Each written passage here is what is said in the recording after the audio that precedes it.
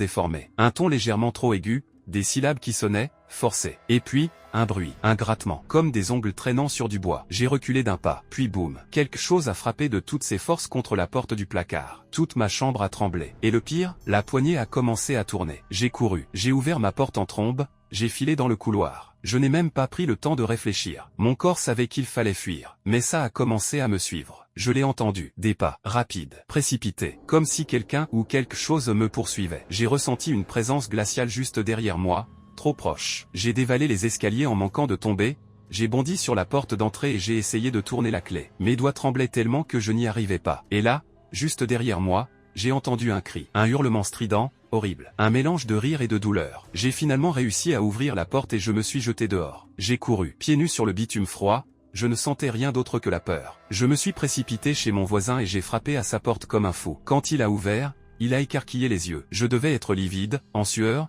complètement paniqué. Je n'ai réussi qu'à dire une seule chose. Il y a quelque chose dans ma maison. Quand mes parents sont rentrés, mon père a fait tout le tour de la maison. Rien. Pas de fenêtres ouvertes. Pas de traces de pas. Pas de porte forcée. Puis, il a ouvert mon placard. Il a froncé les